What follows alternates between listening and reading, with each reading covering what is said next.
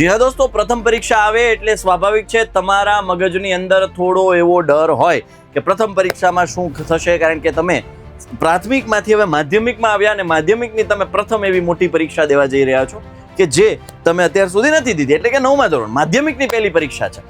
એટલે વિદ્યાર્થીઓ સ્વાભાવિક છે તમને થોડો ડર લાગે, પણ આ વિડીયો જોયા પછી ડર નહીં લાગે એની ગેરંટી મારી.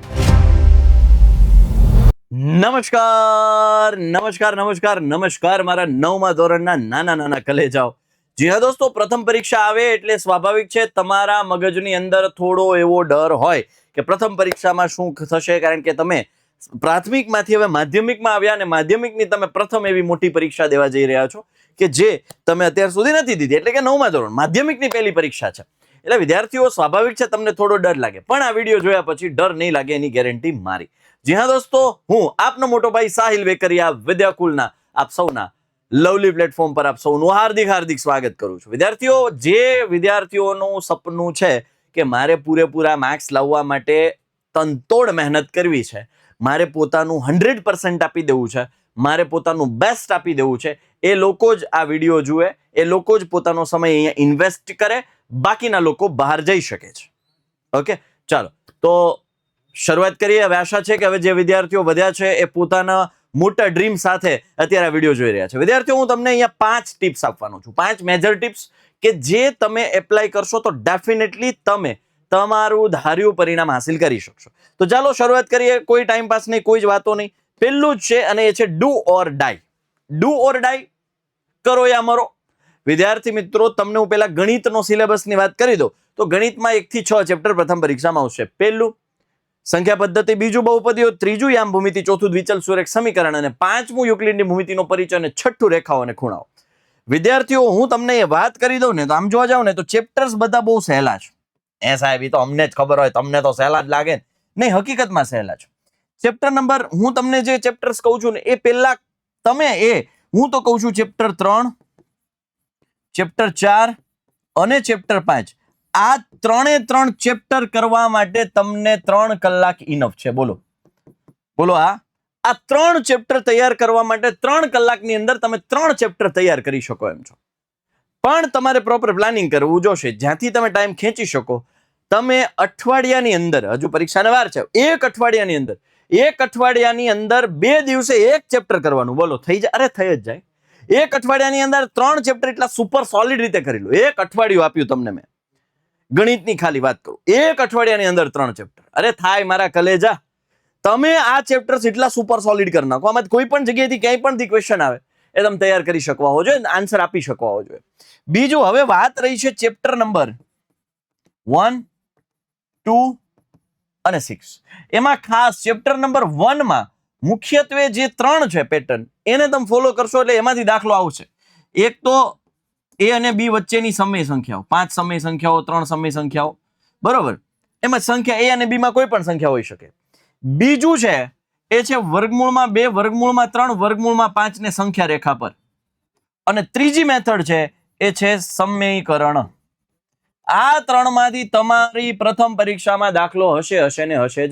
મેથડ તૈયાર કરાય, દાખલાઓ ગમે ત્યાંથી આવે, ગમે ત્યાંથી આંકડો ફેરવીને પૂછે, પણ તમે પ્રિપેર હોવા જોઈએ એ દાખલાને અટેન્ડ કરવા માટે. એ પ્રિપેર ત્યારે જ થશો જ્યારે તમારી મેથડ ક્લિયર હશે.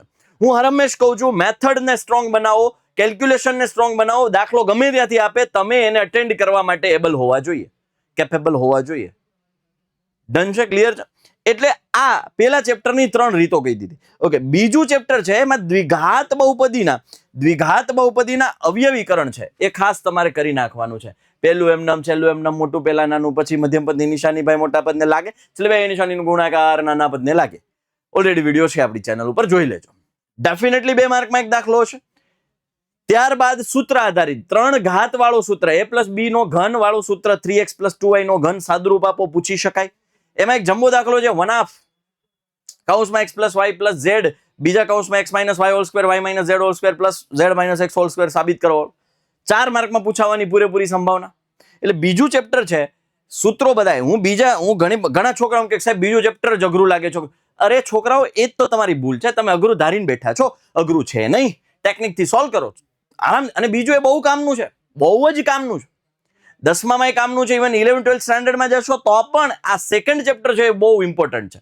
એટલે એના ઉપર પૂરેપૂરો સમય આપી ઇન્વેસ્ટ કરીને એને કામ કરજો. બીજા ચેપ્ટરને મજબૂત કરી નાખજો. છઠ્ઠું ચેપ્ટર છે રેખાઓ ખૂણાઓ પ્રમેય 6.1 4 માર્કમાં ફાઇનલ છે ભાઈ. 100% હશે. પરસ્પર છેદથી બે રેખાથી બનતા અભિકોણો સમાન હોય. 100%, 110% લ્યો ને ભાઈ. ગેરંટીની ઉપર 10% ગેરંટી ભાઈ હશે જ તમારા પેપર. 4 માર્ક કમાઈ લો. આપણે શું કરીએ છીએ, આપણે જ્યાંથી ત્યાંથી તર નહીં થાય એમ પ્રોપર ટેક્સ્ટ બુક ને પહેલા ફોલો કરો. ટેક્સ્ટ બુક પછી આગળ વધો. રાઈટ? તો આ થઈ ડુ ઓર ડાય. કરવું જ પડશે ભાઈ, એમાં કોઈ ઓપ્શન જ નથી. અને આઈએમપી ફાઈએમપી આમાં હું હવે યાર, આઈએમપી 3 કલાકમાં 3 ચેપ્ટર થાય એમ છે. 4 ઉકેલ શોધો લે. ચોથા ચેપ્ટરમાં છે હું 4 ઉકેલ 0 1 2 3. કોઈ પણ એક ચલને કરતા બનાવો, જેને કરતા નથી બનાવો. 0 1 2 3 લઈ લો, 4 ઉકેલ થઈ ગયા, ખતમ કહાની ભાઈ. Reference book. જી હા દોસ્તો, રેફરન્સ બુક. ઘણા બધા વિદ્યાર્થીઓ એમ કે સાહેબ ટેક્સ્ટ બુક નહીં કરવાની, પેલા ટેક્સ્ટ બુક કરો.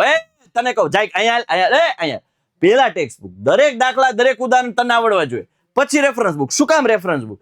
રેફરન્સ બુક તમને હેતુલક્ષી સોલ્વ કરવા માટે મજબૂત કરશે. હેતુલક્ષી છે એ તમારું લોજિકલ માઇન્ડ ડેવલપ કરે. જરૂરી છે. રેફરન્સ બુક ત્યારે જ લેવી જ્યારે ટેક્સ્ટ બુક તૈયાર થઈ હોય. બરાબર? હાથમાં ત્યારે જ લેવાની. ટેક્સ્ટ બુક થઈ જાય તો તમને હેતુલક્ષી ફટાક દઈને સોલ્વ થશે. રેફરન્સ બુકના દાખલાઓ તમે ફટાક દઈને સોલ્વ કરી શકશો. વિદ્યાર્થીઓ ઘણા પ્રશ્ન એમ થાય કે સાહેબ ઘણી કમેન્ટ્સ આવે છે, અમે વાંચીએ છીએ, સાહેબ રેફરન્સ બુક કઈ હારી. અરે આ ભાઈ મેં ખુદ બનાવેલી છે ગણિતની રેફરન્સ બુક માટેની. ગણિત શિક્ષક, નીચે લિંક આપેલી છે બુક્સ માટેની ખાસ, પ્લસ પેપર્સ. ઘણા છોકરાઓ છે તૈયારી તો કરી લે છે પણ પેપર લખવાની પ્રેક્ટિસ નથી કરતા. ટાઈમ ડ્યુરેશનની અંદર, વિધિન ટાઈમ ડ્યુરેશન તમે એ 50 માર્કનું પેપર અટેન્ડ કરવા માટે કેપેબલ તો હોવા જોઈએ ને. તો એ પ્રેક્ટિસ કરવી પડશે. એટલે પેપર સેટની પણ નીચે લિંક છે, ખાસ કોન્ટેક્ટ કરીને તમે મંગાવી શકો છો. જો તમને એવું લાગે છે કે લખવાની જરૂર પડશે, તમને જો કોન્ફિડન્સ હોય કે હું ભેગું કરી લઈશ તો કઈ વાંધો નહીં, ફરજિયાત નથી. બરાબર? પણ મને ખબર છે ભાઈ મોટાભાગના વિદ્યાર્થીઓના માર્ક્સ ત્યાં જ કપાય છે. ત્યારબાદ થર્ડ ટીપ, રિવિઝન. વિદ્યાર્થીઓ આ પોઈન્ટને ભૂલી જાય છે. પ્રિપરેશન. રિવિઝન ક્યાં? Revision is must. રિવિઝન કરવું પડશે. કરવું જ પડશે. સમયાંતરે અઠવાડિયે અરે ભાઈ મહિનો પૂરો થાય ધાડ કરતું. અરે ભાઈ ક્યાં આમાં છે કઈ? ગણિત 9મા ધોરણનું એટલું મમરા જેવું કરી દીધું, દાળિયા જેવું કરી દીધું છે. બરાબર? 2018 પહેલાનું જીએસસીબી બોર્ડનું તમે ગણિત જોઈ જાઓ, 18 ચેપ્ટર આવતા હતા દીકરા, 18. How many chapters were there? 18 chapter. 18. અને બધાય દાખલા વાળા ભાઈ.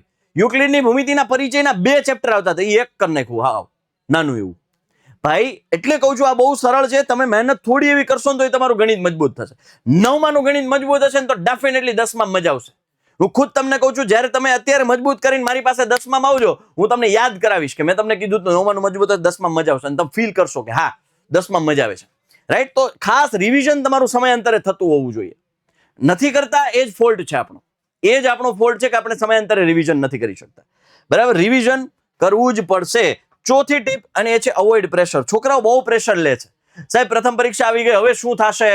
તૈયારી કરી જ નથી, કરી છે એ પૂછાશે કે નહીં, આવડશે કે નહીં, ઓછા માર્ક્સ આવ્યા તો હું શું મોઢું બતાવીશ, મારા માતા પિતાને કેટલી એક્સપેક્ટેશન્સ છે, હું આજુબાજુના લોકો મને ચીડવશે તો, લોકો મારી મજાક ઉડાવશે તો. આ પ્રેશરને જો અવોઇડ કરવું હોય તો પ્રિપરેશન અત્યારથી ચાલુ કરી દો. શિદ્દતથી મહેનત કરો, જી જાન લગાવી દો, ખૂન પસીનો એક કરીને તૈયારી કરો. ડેફિનેટલી તમને કોઈ જ પ્રકારનું પ્રેશર નહીં આવે. અને આગળની જો તમે 3 ટિપ્સ ફોલો કરશો તો તમારી અંદર કોન્ફિડન્સ આપોઆપ આવશે, પ્રેશર ઓછું આવશે.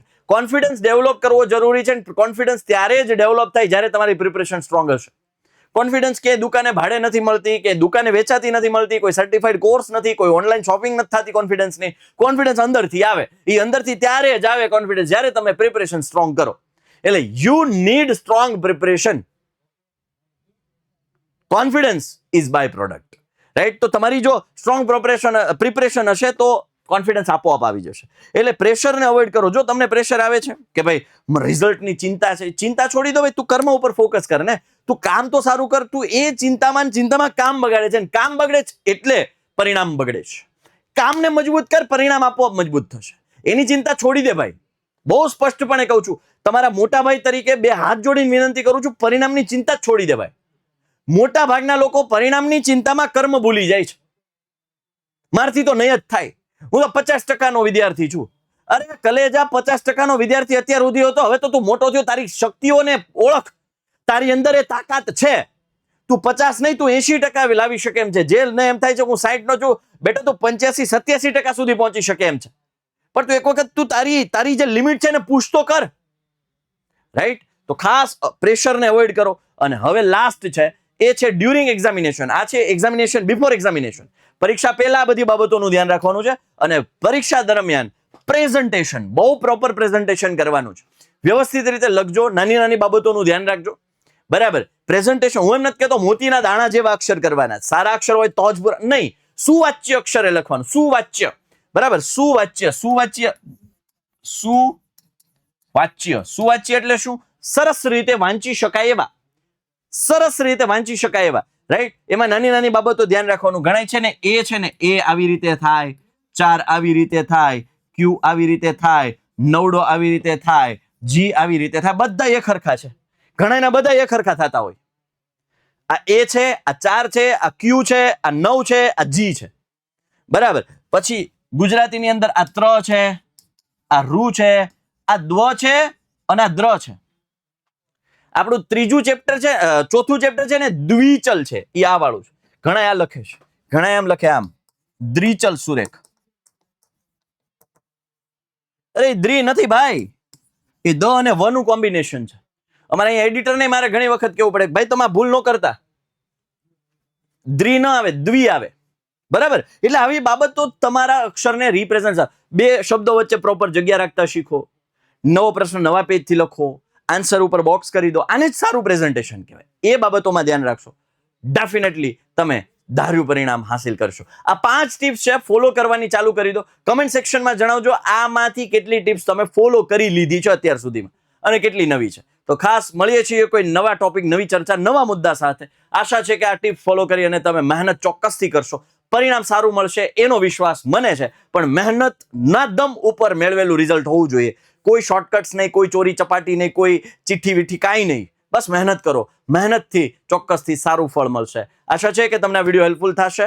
મળીએ છીએ ફરી કોઈ નવા ટોપિક, નવી ચર્ચા, નવા મુદ્દા, નવા ટોપિક સાથે. આપનો મોટો ભાઈ સાહિલ વેકરિયા આપ વચ્ચેથી રજા લઈ રહ્યો છે. Bye, take care. જય હિન્દ, જય ભારત, ભારત માતા કી જય, વંદે માતરમ, જય જય ગરવી ગુજરાત, જય હિન્દ, જય ગણિત.